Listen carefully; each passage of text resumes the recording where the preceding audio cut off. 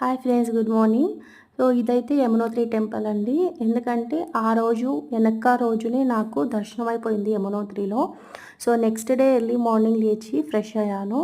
So next నాది వచ్చేసి గంగోత్రి వెళ్ళాలి.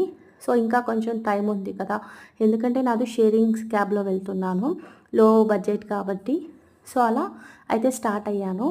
ఎందుకంటే నాకు ఆ రోజు ఎర్లీ మార్నింగ్ ఒక 8 కల్లా స్టార్ట్ అయ్యాను. నేను స్టార్ట్ అయితే ఇంకా ఫుల్లు ఈ జర్నీ మనకి ఎలా ఉంటుందంటే, రివర్ మధ్యలో, కొండ మధ్యలో ఇలా అప్పుడప్పుడు వాటరు అన్నీ దొరుకుతుందండి మనకు చూడడానికి. సో ప్లేస్ అయితే చాలా బాగుంటుంది.